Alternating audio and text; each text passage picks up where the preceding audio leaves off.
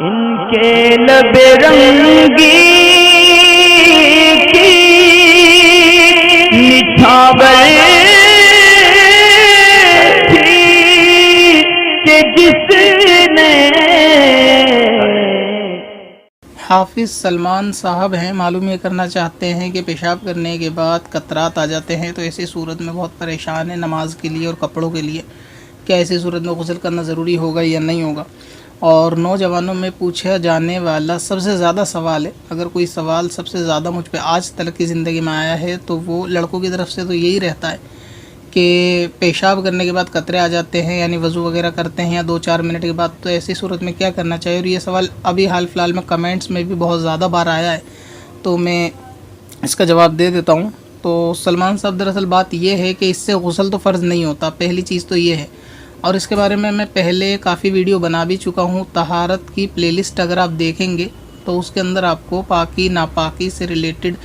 کافی سارے ویڈیو اور اس میں سوال جواب آپ کو مل جائیں گے، تو ایک مرتبہ آپ اس کو ضرور دیکھ لیں، تو اس میں آپ کو یہ کلیئر ہو جائے گا کہ آدمی پہ غسل کب فرض ہوتا ہے اور کب فرض نہیں ہوتا۔ اس کے بارے میں سیپریٹ ویڈیو بنا چکا ہوں۔ آپ ویڈیو کے برابر میں پلے لسٹ کے آپشن پہ آئے اور وہاں پر طہارت کا فولڈر اوپن کریں اور اس کے اندر جو ویڈیو ہوں تو اس کو دیکھیں گے تو انشاءاللہ تعالیٰ آپ کا یہ مسئلہ حل ہو جائے گا کہ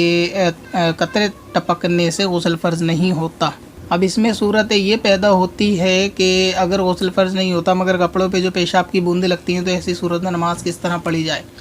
تو کپڑوں کے پاک ناپاک ہونے کے تعلق سے قاعدہ یہ ہے کہ اگر پیشاب کی بوند کسی کے کپڑے پر 1 درہم کے برابر یا اس سے زیادہ لگے گی تو ایسی صورت میں اس کپڑے میں نماز نہیں ہوگی، اگرچہ الگ الگ لگے۔ 1 درہم اور اس سے زیادہ سے مراد یہ ہوتی ہے کہ ابھی فی الحال جو ہندوستان کے اندر 10 کا سکہ چل رہا ہے اس سے تھوڑا بڑا، یعنی اس 10 کے سکے کا گولے کا اندازہ لگا لے کہ اگر کسی کی پیشاب کی بوندیں کپڑے پہ اتنی لگیں، یعنی اتنی پھیل جائیں کہ جتنا 10 کا سکہ ہوتا ہے اس سے تھوڑی زیادہ، تو ایسی صورت میں اس کی نماز نہیں ہوگی، اس کو کپڑا بدلنا ہوگا یا پھر کپڑے کی وہ جگہ دھونی ہوگی۔ اسی طرح اگر اس سے کم ہے، یعنی بہت زیادہ 1 بوند ہے اور وہ زیادہ پھیلی نہیں، تو ایسی صورت میں ایمرجنسی میں جیسے بندہ آفس میں ہے اور کپڑا بدل نہیں سکتا تو وہاں اس کی نماز جو ہے وہ ہو جائے گی، یعنی یہ خلاف سنت ہوگی، مگر اس کو نماز کو دہرانا واجب نہیں ہے۔ اب مسئلہ یہ ہے کہ کبھی ایسا بھی ہوتا ہے کہ کپڑا نہیں ہوتا پاس میں، ایسا سفر پہ ہوتا ہے یا آفس یا فیکٹری وغیرہ میں ہوتے ہیں لوگ، اور وہاں پہ قطرے وغیرہ 2-3 دفعہ پیشاب کرتے ہیں تو ظاہر ہے کہ وہ زیادہ ہو جاتے ہیں، تو ایسی صورت میں یہ غور کرنے کی بات ہے کہ نماز تو کسی صورت قضا نہیں کی جائے گی کہ قطرے جس کپڑے پر پیشاب کے گرتے ہیں وہ صرف اس کپڑے کی اتنی ہی جگہ کو ناپاک کرتے ہیں، نہ تو مکمل آدمی کے لباس کو ناپاک کرتے ہیں، نہ ہی آدمی پر وہ غسل فرض کرتے ہیں۔ تو ایسی صورت میں اگر کوئی شخص واش روم میں جا کر اپنے اس کپڑے کو یعنی انڈر ویئر کو اپنے جسم سے الگ کر لے اور نماز پڑھ لے، یعنی اگر اوپر کے کپڑے میں نشان نہیں ہے، شلوار پینٹ میں نشان نہیں ہے، صرف اندر انڈر ویئر پر ہے، تو اس کو جسم سے جدا کر لے اور باقی نماز پڑھ لے تو اس کی نماز ہو جائے گی، بعد میں نماز کے واپس اس کو پہن لے۔ اب مسئلہ یہ ہے کہ جیسے پیشاب سے فارغ ہوئے اب فوراً قطرے وغیرہ آتے ہیں اور یہ لگاتار بھی نہیں آتے اور کبھی آتے بھی ہیں کبھی نہیں بھی آتے، تو ایسے میں کپڑوں کا ہر وقت بدلنا اور کتنے کپڑے بدلے جائیں گے یہ بھی ایک سوال آتا ہے۔ تو اس کے لیے سب سے آسان طریقہ تو یہ ہے کہ سب سے پہلے اگر کسی کو یہ مرض ہے تو اس کو اس مرض کی علاج یعنی کرانی چاہیے، بیماری سے کسی حکیم وغیرہ سے اس بیماری کا مکمل علاج کرائے، اور دوران علاج اس کو ایک کام یہ کرنا چاہیے، اگر بالفرض کسی کو لنگوٹ باندھنے سے قطرے نہیں آتے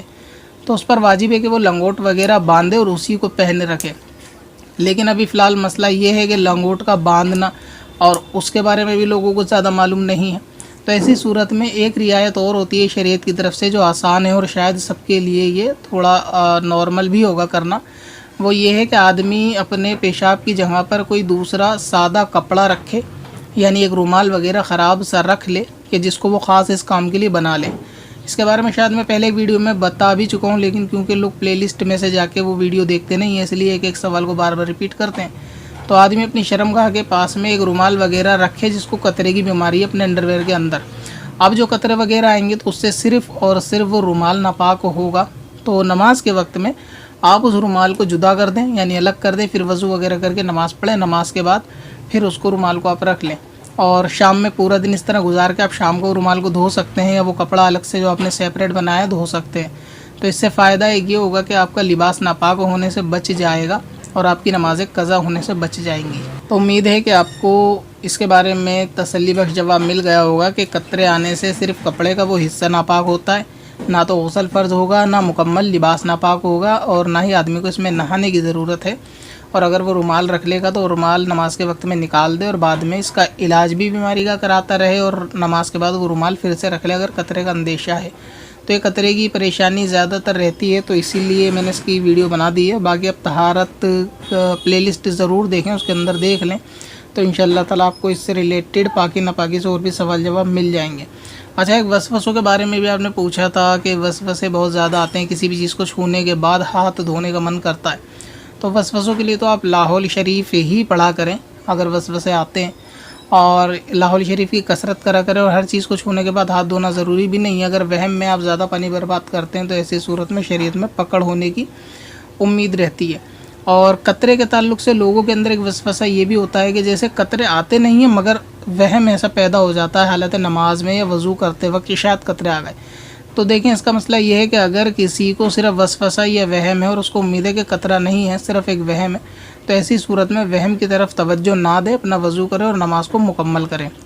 اور جن لوگوں کو یہ وہم رہتا ہے ان کو کرنا یہ چاہیے کہ وضو کرنے کے بعد اپنی میانی پر یعنی آگے کے حصے پر شلوار پہ پانی کی چھینٹیں مار لے ہاتھ سے وضو کرنے کے بعد، اور ایسا کرتے ہوئے اپنے دامن کو ڈھک کے رکھے، بے پردگی کا اندیشہ مسجد وغیرہ میں غسل کے دوران نہ ہو، یعنی دامن کے نیچے ہاتھ لے جا کے اسی طرح پانی کی چھینٹیں پیشاب کی جگہ پر مار لے۔ یہ ان کے وسوسوں کا انشاءاللہ تعالیٰ علاج ہو جائے گا۔ اور اگر کسی کو حالت نماز میں یہ وسوسہ آیا یا وسوسہ نہیں آیا، یقین ہے کہ اس کو قطرے نکل گئے، یعنی پیشاب وغیرہ کرا، فارغ ہونے کے بعد وضو کرا، جب تک تو نہیں نکلے، لیکن جیسے نیت باندھی تو اب اس کو احساس ہو گیا کنفرم کہ اس کے پیشاب کی بوندیں نکل گئیں، تو اس کی نماز اس وقت ٹوٹ جائے گی،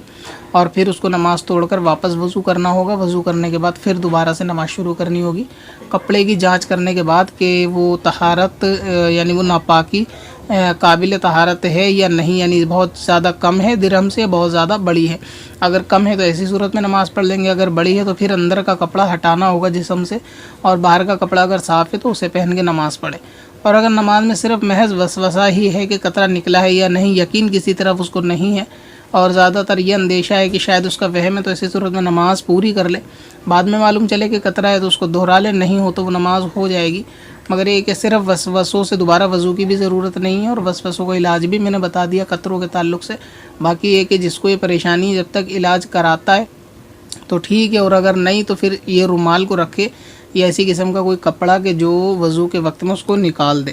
اور نماز کے دوران اگر پیشاب کا اس طرح کا معاملہ یقین ہو تو اس میں نماز پڑھی نہیں جائے گی، توڑ دی جائے گی، اور نماز کے بعد طہارت حاصل کی جائے گی نماز کے دوران۔ اس کے بارے میں بھی میں نے سیپریٹ ویڈیو بنا رکھی ہے۔ پتھر میں حسن لالے پرنوار